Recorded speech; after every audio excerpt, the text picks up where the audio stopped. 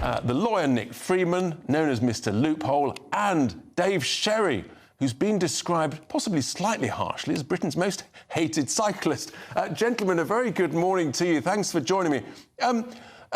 Nick, what's your view on this? I mean, surely if you're a road user, cyclist, motorist, e-cyclist, you should abide by the same rules, shouldn't you? Well, we should all have the same rules apply to us, absolutely. So when you talk about red lights, actually there is a law in place that prohibits cyclists from going on through red lights, cycling on the pavement. But actually the big problem is you have a bike that goes through a red light, but who is it? You've got no means of identifying. So my view is that we should have an identification system, a small registration plate on a bike or a registered tabard. So we have exactly the same means of detecting people who break the law as we do for motor vehicles, there's a system in place. And I do welcome the government's change in plan to bring in laws to make cyclists accountable. If you make people accountable, they tend to cycle more responsibly. And it is a small minority who cycle dangerously, as it is indeed with car drivers. But when they do that, if they injure someone or kill someone, they need to be held accountable. We don't want to be prosecuting people under the Offences Against the Persons Act 1861, which was designed for horses and carriages, when the maximum sentence. So Nick, you would actually have some form of registration plate so that everybody is treated equally. And make the law apply to everyone. Absolutely. So Dave, what's wrong with that? I mean, surely we're all equal under the law. There shouldn't be any difference. And if you cycle irresponsibly, recklessly, then people's lives could be endangered. Yeah, I totally agree. We all road users, we all share a duty and responsibility for each and other one's safety. But what needs to be brought on account is majority of deaths are caused by vehicles, not cyclists. They're very negligible. It's based on probabilities. And, the way I've got to see it is what's going to cause more harm, a vehicle or a cyclist? But at the end of the day, we all got to be brought to account. We all road users and we all fall within the law. But at the moment, as Nick would say, cyclists do not fall within the Road Traffic Act. So that's quite solvable. And Dave, would you go as far as Nick and have registration plates on the back of bicycles, some form of insurance as well, so that, again, everybody's treated equally?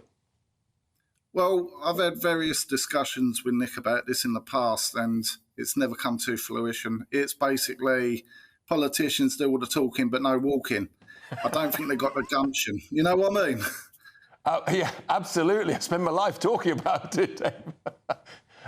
But it is a serious point, isn't it, actually, that too often now, and cycling's a great thing for exercise and things, but there are more and more cyclists that just jump red lights. No one's perfect, but at the end of the day, you got the prima donnas. Well, yeah, that's right.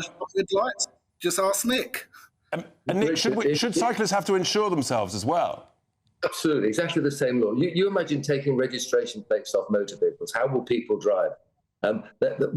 Having a means of identification ensures accountability, and that ensures responsibility. And exactly the same thought process applies to cycles as well. So, once you say to someone, look, you go through that red light, you cycle on the pavement, we are going to trace you. There's a system in place. You'll at least be fined. You may be disqualified if you accumulate enough penalty points. They're going to think twice about it. And I'm quite confident.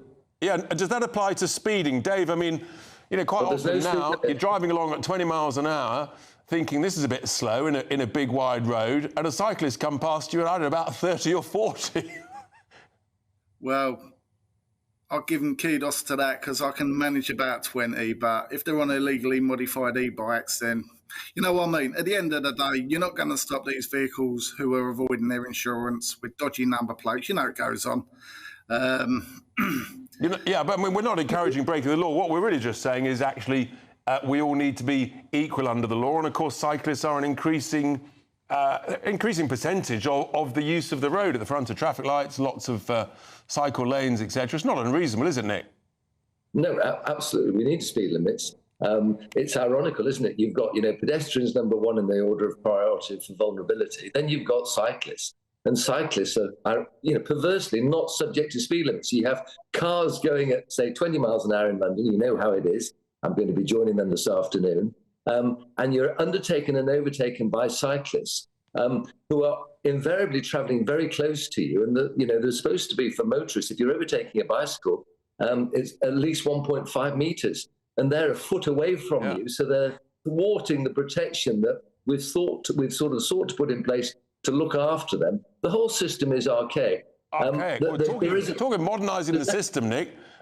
Final thought from both of you, yes or no? E-scooters. Dave, should they be allowed? Keep them or bin them? Yes or no?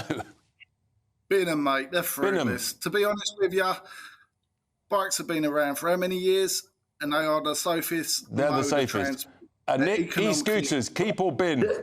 Yeah, no, you keep them, but make them identifiable. They have a place. We need an infrastructure, and they do serve a purpose, but it needs to be different to the way it is at the moment. Gentlemen, I really appreciate your thoughts. Absolutely fantastic.